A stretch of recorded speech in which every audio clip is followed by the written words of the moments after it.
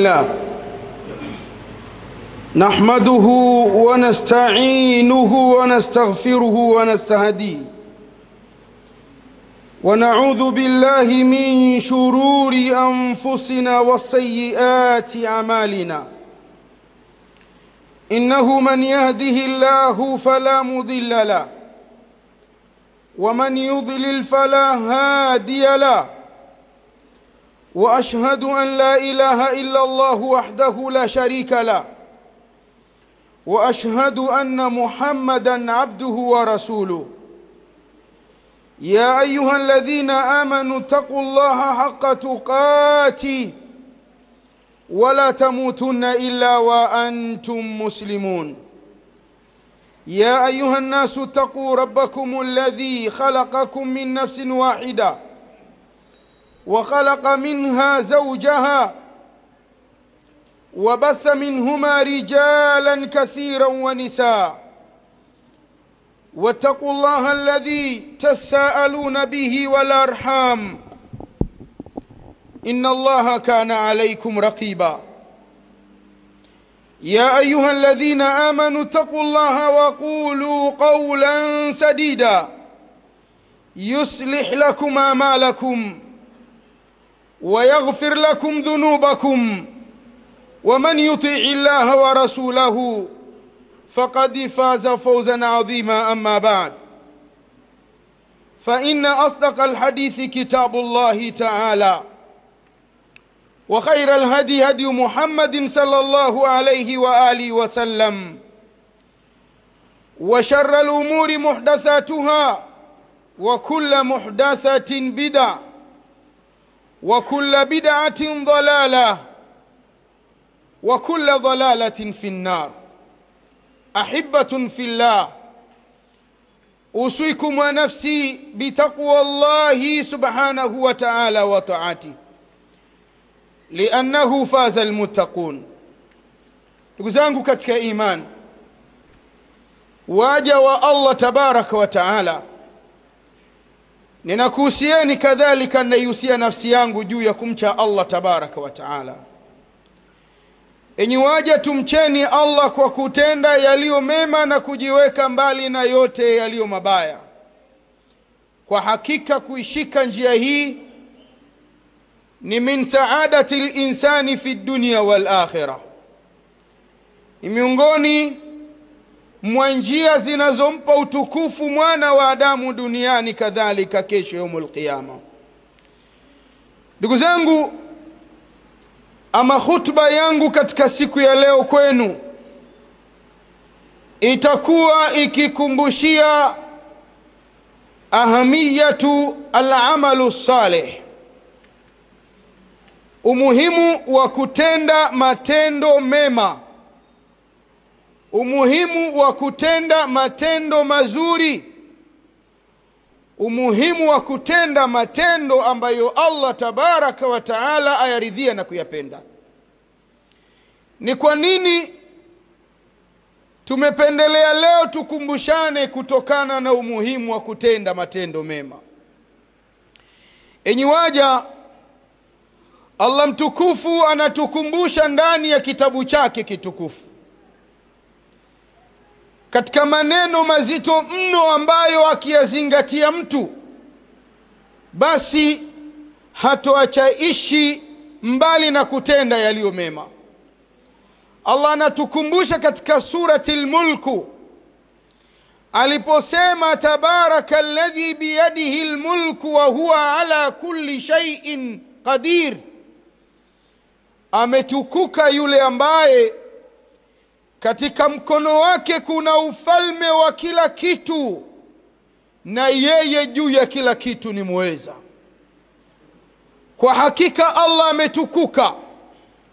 Ni kwa nini ametukuka? Yasikie maneno anayoendelea kumkumbusha mwana wa Adamu, alladhi khalaqa almauta walhayata, yeye Allah aliye mtukufu ndiye aliyeumba kwanza umauti. Mwana wa Adamu kabla hajaja duniani alikuwa ni mfu asiyetajwa, asiyejulikanwa na yeyote, na kisha Allah tabaraka wa taala akamruzuku mwana wa Adamu huyu uhai wa kumwezesha kuishi katika hii dunia. Kuna ambao wanaruzukiwa uhai wa masaa tu, na kuna wengine wanaruzukiwa uhai wa siku moja.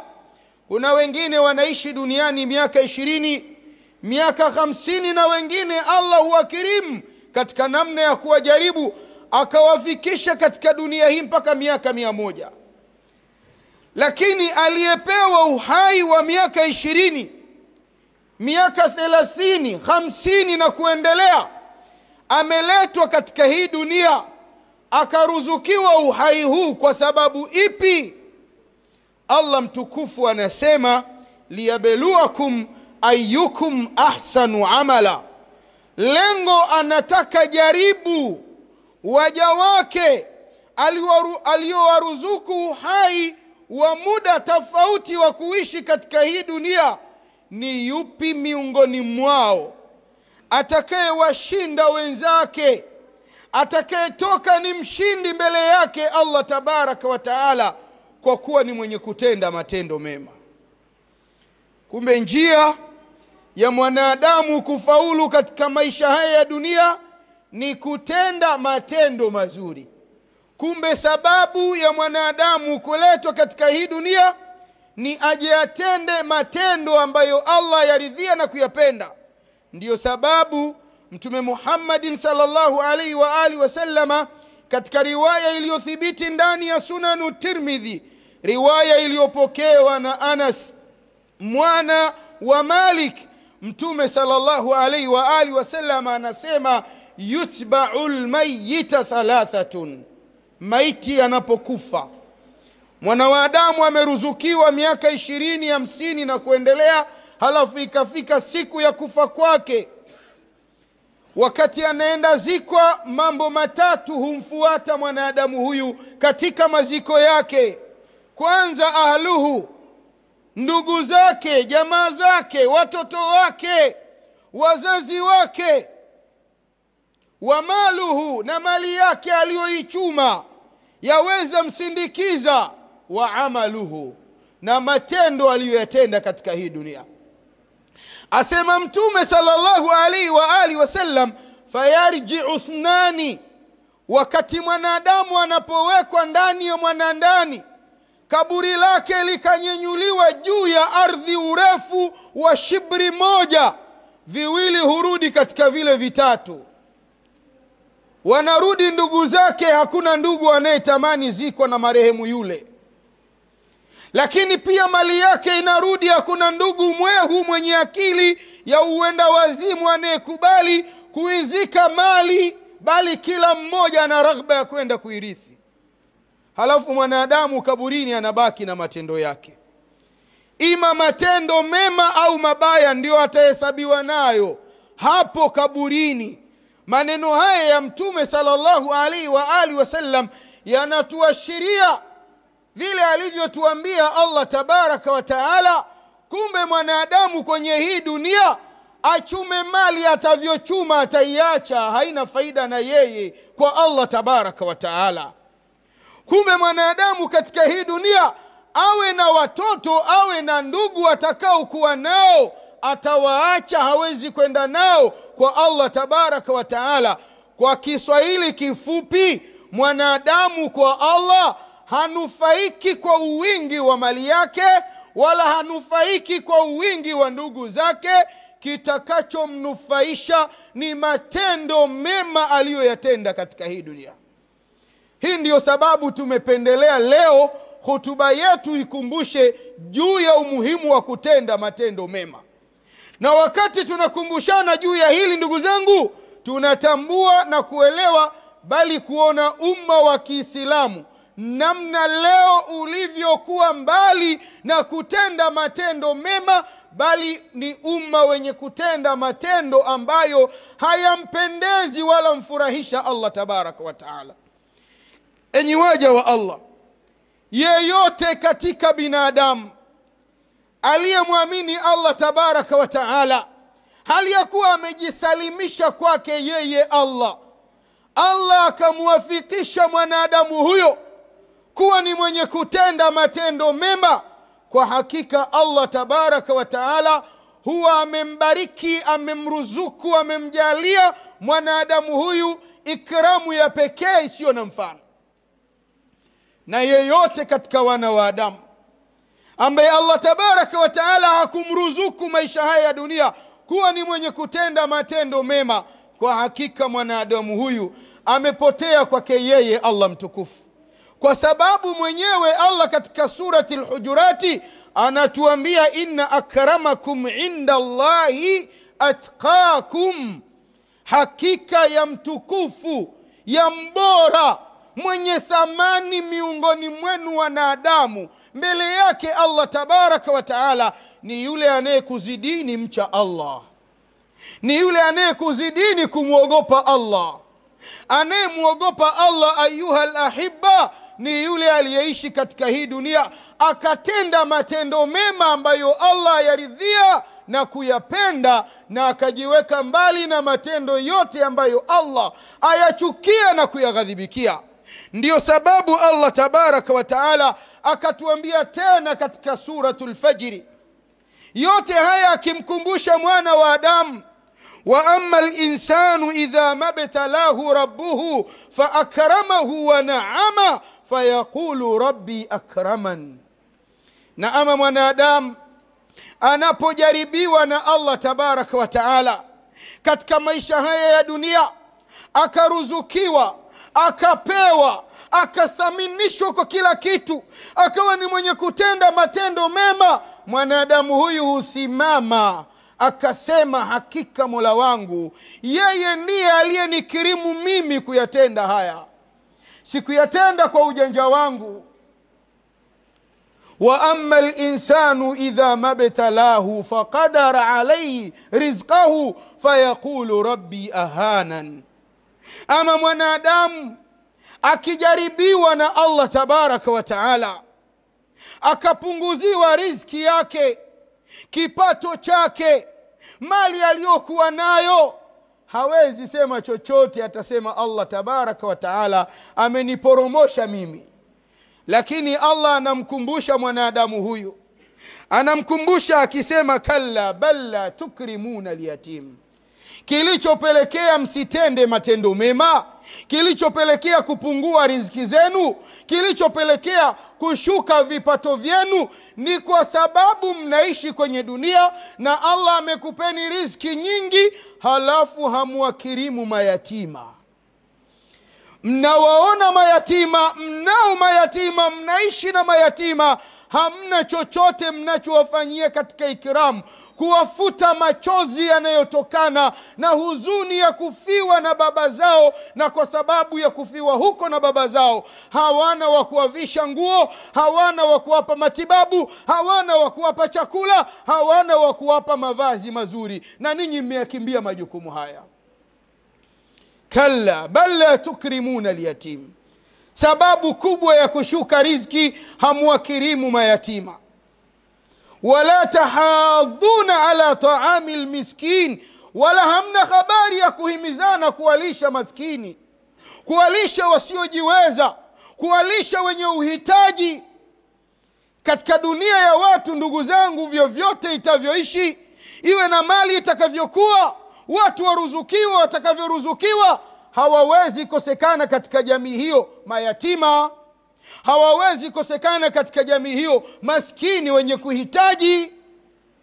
Akawa Muislamu Allah amemruzuku akayakimbia majukumu haya, kwa hakika anatafuta namna ya kuporomoshwa pato lake. Bali haikosekani katika maisha ya Waislamu mahitaji ya kihali na mali ya kuupeleka mbele Uislamu huu.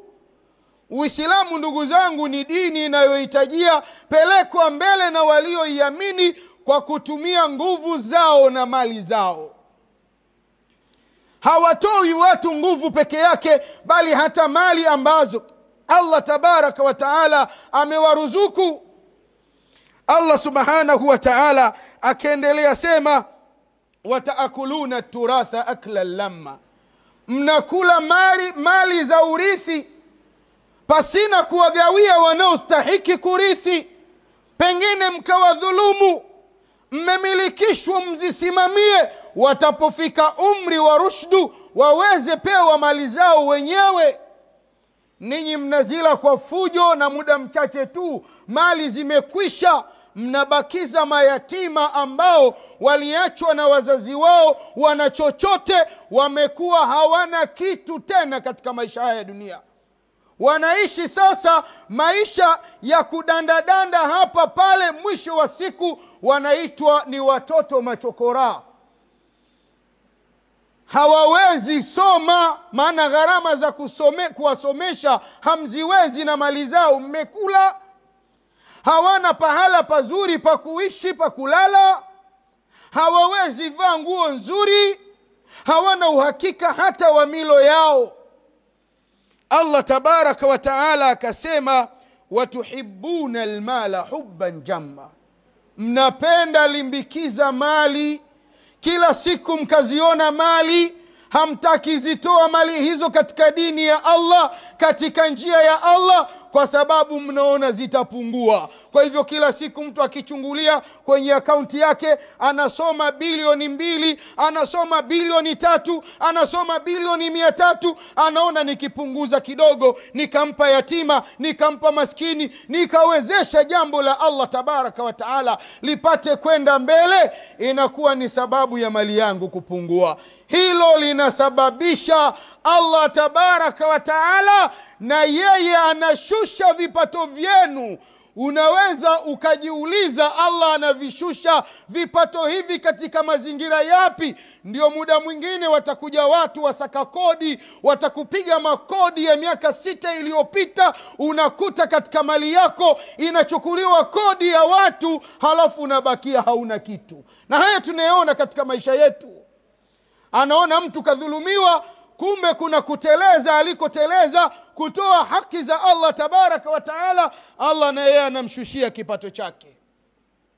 Ajaribu pengine onja chungu ya maisha magumu, maisha ya kutafuta mlo wa siku moja, aone mazingira yanakuwaje kwa wale mayatima maskini ambao alishindwa wawezesha, alishindwa watoa katika mkwamo wa kukosa mlo alau wa mara moja. Ndugu zangu katika imani, Allah tabaraka wa taala anatuhabarisha ndani ya kitabu chake kitukufu hakika ya mtu yeyote ambaye ndani ya moyo wake pamekusanyika mambo mawili. Pamekusanyika kumwamini yeye Allah, lakini pia pamekusanyika kutenda matendo yaliyo mazuri. Allah mtukufu anasema huyo ndiye mwanadamu aliye bora mno kuliko wanadamu wengine wote. Allah tabaraka wa taala anatuambia katika suratul Bayyina, innal ladhina amanu wa amilu salihati ulaika hum khairul bariya, hakika ya wale ambao kwanza wamemwamini Allah wakaishi katika hii dunia, pili wakitenda matendo yaliyo mazuri, Allah mtukufu anasema hao ndio viumbe bora kuliko wote. Abu Huraira katika tafsiri ya Ibn Kathir anaeleza, anasema khairul bariya katika aya hii, mwanadamu akimwamini Allah na akatenda matendo mema, anafikia kuwa bora kiumbe mwenye thamani kubwa kwa Allah tabaraka wa taala kuliko malaika wa Allah. Ewe Allah, tunakuomba utuwezeshe, uturuzuku kuishi katika hii dunia tukitenda matendo mema, ili tuweze fikia daraja la kuwa ni waja wema mbele yako, kama ambavyo wewe wawatakasa waja wema hawa. Ndugu zangu katika iman, innal amala salih, hakika ya mtu kuishi katika hii dunia akitenda matendo mema, inakuwa ni sababu ya mtu huyu kupendwa na Allah tabaraka wa taala, lakini pia yeye kumpenda Allah na kupendwa na waja wenzake. Allah mtukufu anatuambia katika suratu Maryam 96, innal ladhina amanu wa amilu salihati sayaj'alu lahumur rahmanu wudda, hakika ya wale walioamini wakatenda matendo mema, Allah tabaraka wa taala hujalia watu hao mapenzi ya kupendana.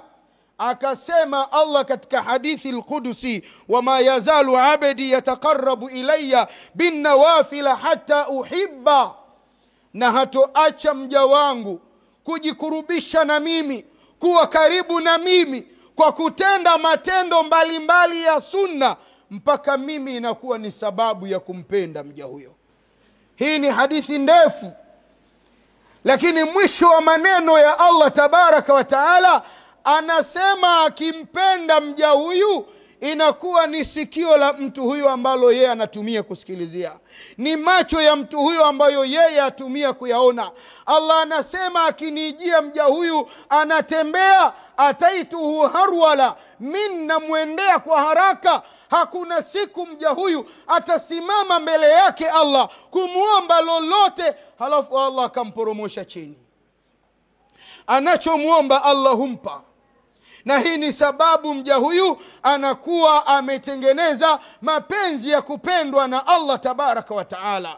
Akasema Mtume Muhammadin sallallahu alayhi wa alihi wasallama, idha ahabba Allahu al-abda nada Jibrila, hakika ya Allah anapompenda mja wake humwambia Jibril, humuita Jibril akamwambia inna Allaha yuhibbu fulanan, tangazia watu, tangazia waja, tangazia viumbe, hakika ya Allah anampenda mtu fulani. Jibril kabla hajatangaza mwenyewe, yeye anaanza mpenda yule mtu, halafu kisha utangazia malaika, viumbe walio mbinguni, ya kwamba Allah tabaraka wa taala anampenda fulani, na hutangazia walio ardhini, jama mja fulani anapendwa na Allah tabaraka wa taala. Anapendwa mja katika maisha haya ya dunia kwa Allah kumwambia Jibril alayhi salam atangazie, na yeye anaanza mpenda mtu huyo, kwa sababu mtu huyu kila akiamka asubuhi mpaka jioni amekaa kwenye kijiwe cha drafti, amekaa kwenye kijiwe cha baa, amekaa kwenye kijiwe cha bao, amekaa kwenye uwanja anapiga makelele kushangilia timu, amekaa kwenye vijiwe vya kisiasa, amekaa kwenye kuteta na kusengenya. La, Allah tabaraka wa taala anampenda mja yule ambaye amechomoza katika maisha yake ya kila siku, muda wake wote ukimpita yuko katika kumwabudu Allah tabaraka wa taala. Ukimkuta ametoka msikitini ameenda kazini kwake, hapo kazini kwake anapotafuta riziki katika namna ya halali, kwanza yupo kwenye ibada, kwa sababu anafanya kazi ili apate pato la halali litakaloweza mlisha yeye, mke wake na watoto wake na wanaomzunguruka wanaohitajia kutoka kwake. Lakini ndani ya kazi yake atamtaja Allah, atamhimidi Allah, atamtukuza Allah na yanayofanana na hayo. Ndugu zangu katika imani, ikiwa mnatafuta mapenzi ya kupendwa na Allah, hakuna sababu nyingine inayoweza kukupelekeeni mkapendwa na Allah ila ninyi kuhakikisha mnaishi katika hii dunia mkitenda matendo yaliyo mazuri. Ya Rabbi, tunakuomba uturuzuku kutenda matendo ambayo wewe wayaridhia na kuyapenda, na utuweke mbali na kutenda matendo ambayo wayachukia na kuyaghadhibikia. Kadhalika ya Rabbi, tusamehe pale ambapo tunateleza, sisi ni waja wako tulio madhaifu. Aqulu ma tasma'una wa astaghfirullah li wa lakum wa lisailil muslimin wal muslimat fastaghfiruhu innahu huwal ghafurur rahim wa huwa al barru al karim.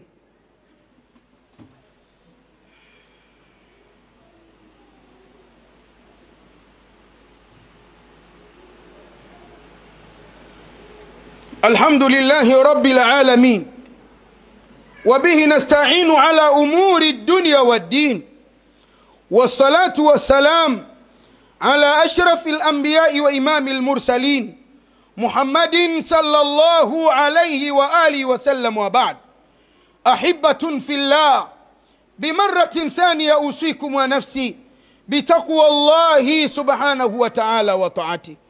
أني واجه الله، ومرة يا pili ninazidi kumbusha nafsi yangu kadhalika nafsi zenu katika jukumu la kumuogopa Allah tabaraka wa taala kwa kutenda yaliyo mazuri na kujiweka mbali na yote yaliyo mabaya. Ndugu zangu, tumcheni Allah kwa kutenda yale ambayo Allah yapenda na kujiweka mbali na yote anayoyachukia Allah subhanahu wa ta'ala. Ndugu zangu, hutuba yetu inakumbusha umuhimu wa kuishi katika hii dunia tukitenda matendo mema, matendo anayoyaridhia na kuyapenda Allah tabaraka wa ta'ala. Enyi waja, tumeona miongoni mwa sababu za mja kupendwa na Allah tabaraka wa ta'ala ni mja huyu baada ya kumwamini Allah akaishi kwenye hii dunia akitenda matendo mema.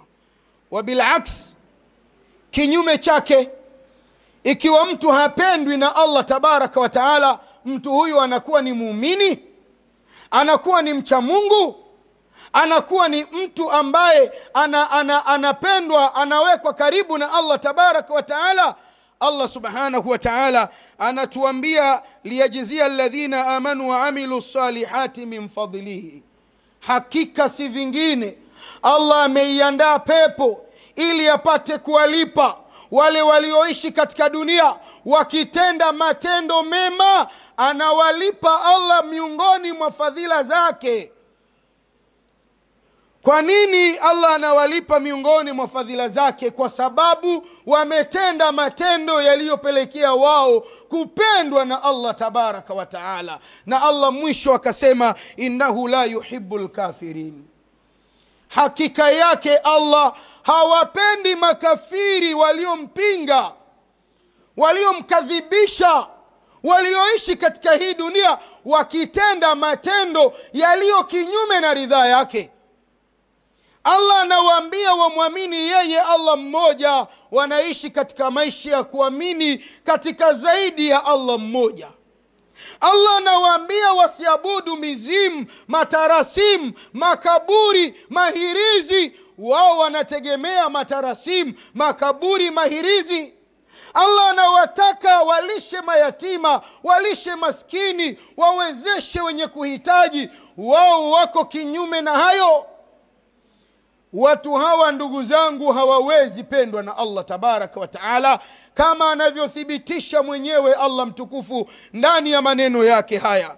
Lakini si hivyo ndugu zangu, yeyote aliyeishi katika hii dunia akitenda matendo yaliyo mazuri, kesho yaumul qiyama Allah tabaraka wa ta'ala atamnyenyua daraja lenye thamani kubwa ya kuruzukiwa pepo ya hali ya juu kutokana na matendo mazuri aliyoyatenda alipokuwa duniani.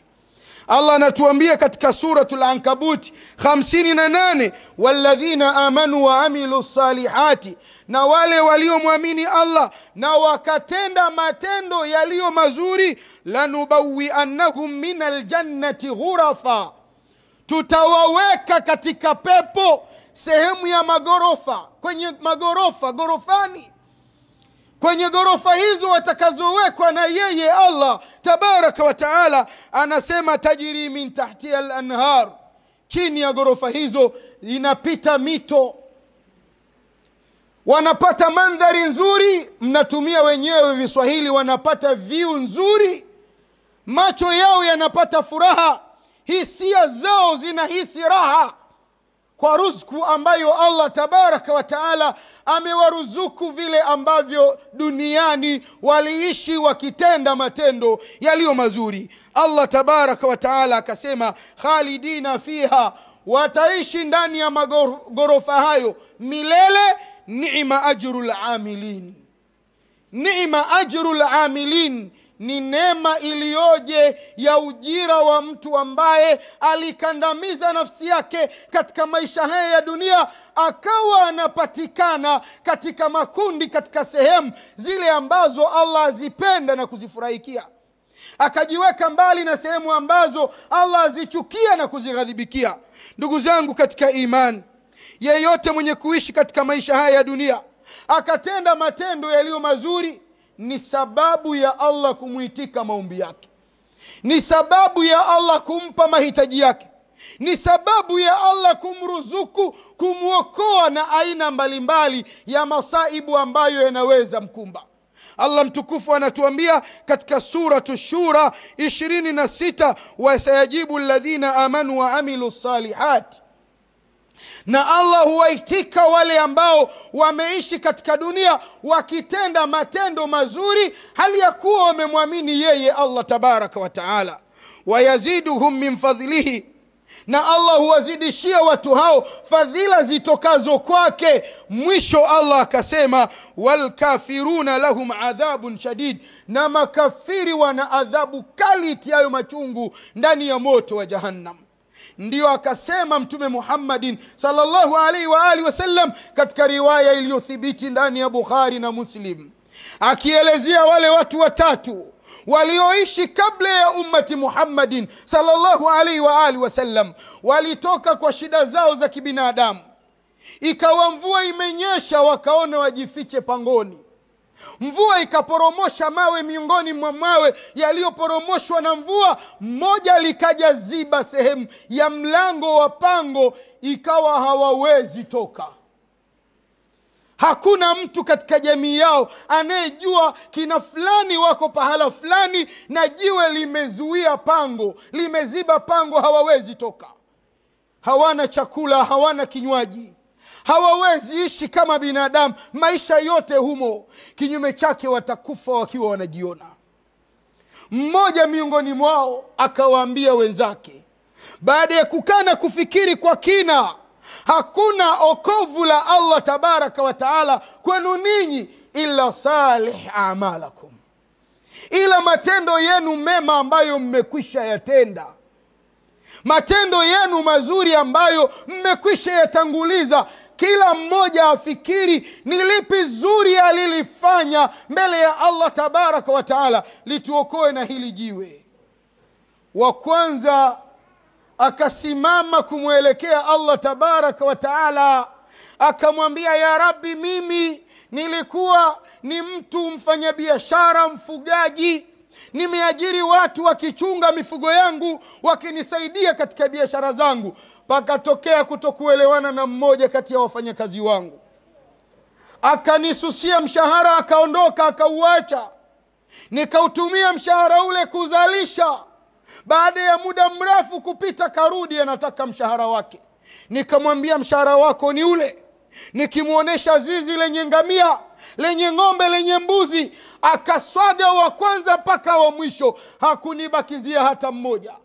Nafsi yangu haikupatwa na maumivu kwa namna yeyote. Ya Rabbi, kama niliridhia kutokula haramu, kutomdhulumu mtu kwa ajili ya kutafuta radhi zako Allah, fafrija anna bima nahnu fihi, hili jiwe liondoshe ya Rabbi, tupe faraja tuweze toka katika hili pango.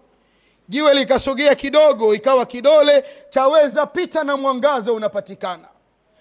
Karudi nyuma, anawaambia wenzake, kila nikichunguza miongoni mwa makubwa mema niliyoyafanya kwa Allah tabaraka wa taala, naona hili lilifaa lituokoe.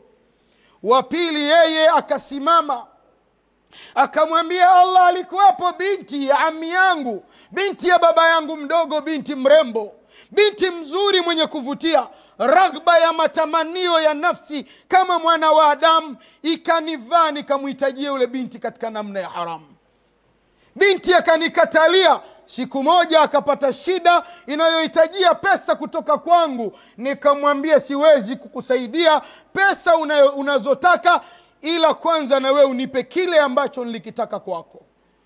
Binti akajishauri, shida anayo, pesa anahitaji. Mwisho wa siku ikafikia kukubali kukutana na mimi kimwili katika njia ya haramu. Binti amelala, amesaula nguo zake, na mimi tayari hamu imenishika, maamuzi yamenichukua. Ninamwendea binti, wakati ninaporomoka kumsogelea kumgusa, binti ananiambia, ittaqillaha wala tufdhi alkhatima illa bihaqi, muogope Allah, usifunue kizibo ila kwa haki. Anasema, ya Rabbi, niliposikia binti anasema ittaqillaha, niliruka pembeni, nikashusha nguo, nikaacha kutekeleza niliyotaka tekeleza, nikamsaidia binti kwa ajili ya kutafuta radhi zako. Ya Rabbi, kama niliyafanya kwa ajili ya kutaka radhi zako, fafrij anna bima nahnu fihi, tufariji kwa hili jiwe liondoke tuweze kutoka. Jiwe likasogea, ikawa mkono, ngumi inapita. bado hawawezi pitisha kichwa kutoka nje. Akageukia wenzake akawaambia, na mimi nimemaliza. Watatu wakasimama. Alikuwa yeye ni mtu mfugaji. Katika siku za kufuga kwake wanyama, kipindi cha kiangazi, ukame umeushika mji, anaenda kuchungia mbali sana. Tabia yake, ng'ombe wakirudi, ngamia wakirudi, maziwa yakikamuliwa, kikamuo cha kwanza anataka kwanza wanywe wazazi wake wawili. Namna alivyoishi kwa wema na wazazi wake wawili, na hii akifanyia kazi maagizo ya Allah tabaraka wa taala. Anasema siku moja wafanyakazi wamechelewa kurejea, wamerudi usiku, tayari wazee wangu wamelala. Na tabia yangu hanywi kilichokamuliwa cha kwanza, ila kwanza baba na mama yangu. Ikawa nimeshika mimi bakuli lenye maziwa, nimesimama katika kizingiti cha mlango wao. Ninaona nikigonga hodi nitawaamsha wazazi wangu, nitakuwa nimewasumbua, nitakuwa sijawafanyia wema. Nikabaki nimesimama kwenye kizingiti cha mlango. Watoto wangu wamesongamana katika miguu yangu, wanataka wanywe. Wake zangu wanasubiri na wao wapate. Wafanyakazi wanasubiri wapate. Mpaka wazee wangu walipoamka wao wenyewe kwa hiari yao, pasina mimi kuwaamsha. Walipokunywa ndio na wengine katika familia yangu wakanywa. Ya Rabbi, kama niliyafanya haya kwa sababu ya thamani ya kuwafanyia wema wazazi wangu, fafrij anna bima nahnu fihi, tufariji kwa hili jiwe litoke. Jiwe lote zima likatoka, wakaweza toka wakiwa salama salmini. Jikague wewe nami nijikague. Maisha haya ya dunia, tangu ulivyofikia umri wa kung'ang'anizwa kutekeleza nyajibu mbalimbali za kisharia, ni jema gani ambalo leo Allah akikupa mtihani unaweza jifakharisha nalo kwa Allah liweze kukukomboa na mazingira ya mtihani ambao Allah amekupa? Hebu jiulize ndugu yangu, jikague. Iko siku utaondoka kwenye hii dunia, utaenda kaburini, utaulizwa matendo uliyoyatenda katika hii dunia. Utawaambia nini malaikatu rahmani wasiokubali hongo wala rushwa? La ya'suna Allah ma amarahum wa yaf'aluna ma yu'marun. Utawadanganya nini? Ulitenda nini kwenye hii dunia? Ndugu zangu, yako mambo mengi mema ambayo watu watakikana yatenda. Watu wanatakiwa waijaze misikiti kwa sala 5 siku za Ijumaa. Kama hizi, wema walioishi kabla yetu walikuwa wanakuja idiriki sala ya Ijumaa wakitumia chemli na mishumaa kumulikia njia, maanake wanakuja wakati bado ni kiza. Sisi leo watu wana 50 zao mtaani, wanasubiria mpaka imam amepanda kwenye mimbar ndio wanaanza toka majumbani, wanaacha kazi zao. Hawajui masaa 5 nyuma malaikatu rahmani walikuwa katika vizingiti vya milango ya misikiti, wanaandika mahudhurio ya waliowahi msikitini. Kuna ambao wameandikiwa ngamia, kuna ambao wameandikiwa ng'ombe, kuna ambao wameandikiwa kuku, kuna ambao wameandikiwa yai. Wewe unakuja wakati khatibu amepanda kwenye mimbar, malaika wamefunga mabuku yao, wameingia ndani ya msikiti wakisikiliza dhikri ya Rahmani.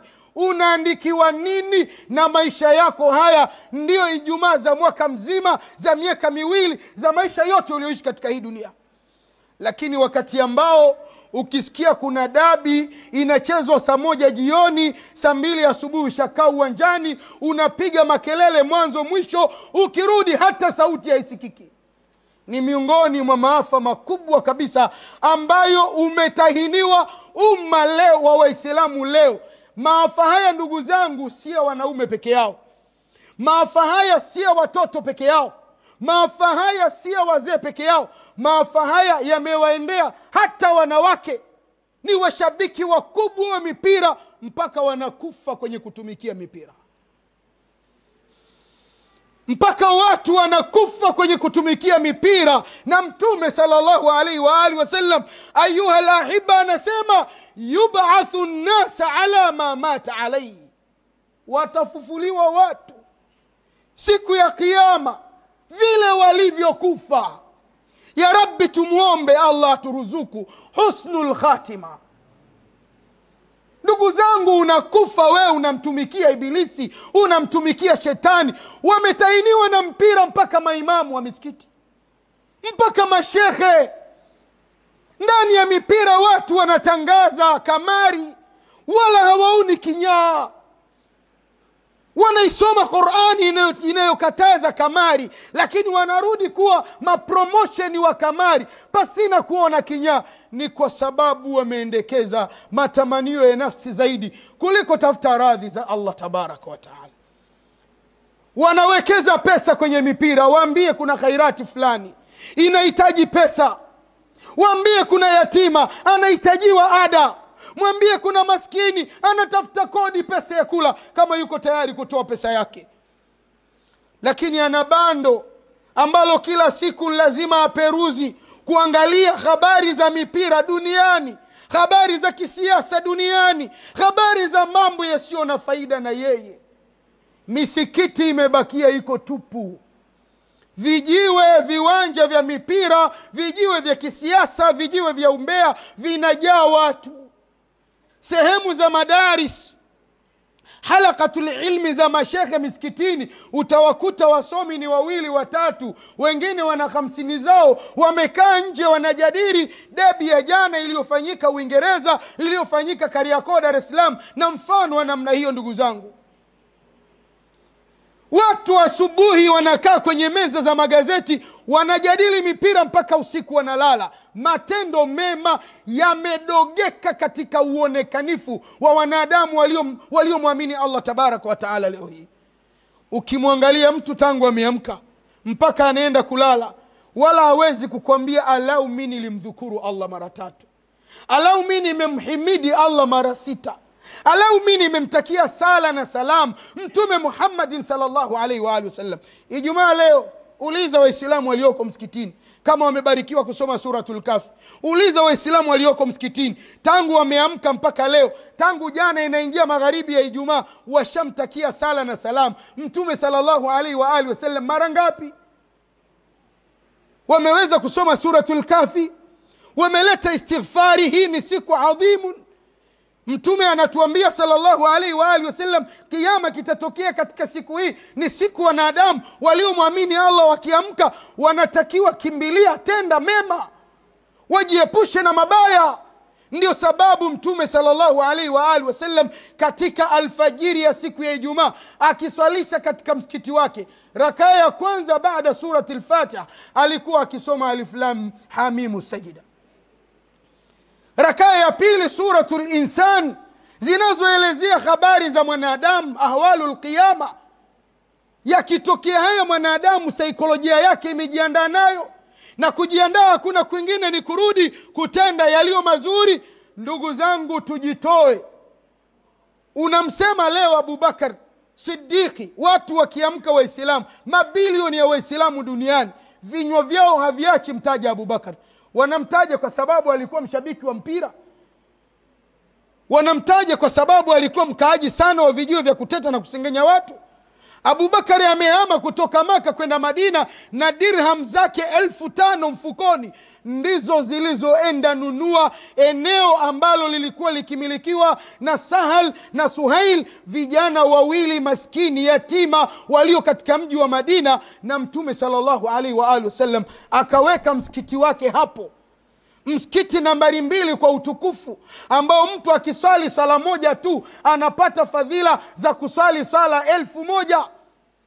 Huyu ni Abubakar Siddiqi. Wewe umewekeza nini kwenye hii dini ili kesho ukifa watu wakutaje? Sio wakutaje kwa sababu ni mshabiki wa mpira, sio wakutaje kwa sababu ulikuwa unacheza sana bondia, unapiga sana watu ngumi. Wakutaje kwa sababu ulitoa nguvu zako, ulitoa mali yako, uliutoa utu wako kuwatumikia wanadamu wenzi wako kwa ajili ya kutafuta radhi za Allah tabaraka wa taala. Kina Uthman ibn Affan, kina Ali ibn Abi Talib, kijana shujaa, umri chini ya miaka 18, kakubali bakia kitanda ambacho Mtume sallallahu alaihi wa alihi wasallam anakilalia. Nje kuna majangili wa Kikuraish wameshika panga wanamvizia Mtume kumuua. Wewe leo una umri wa miaka 30, ujana wako unautumia kwenye nini? Ali ibn Abi Talib chini ya miaka 18 ujana wake anauweka kwenye dini. Wewe una umri wa miaka 30, meno yamebadilika kwa sababu ya kuvuta sigara, kwa sababu ya kuvuta bangi, kwa sababu ya kunywa pombe, kwa sababu ya kula mirungi, kwa sababu ya kula pariki, ugolo na vinavyofanana na hivi.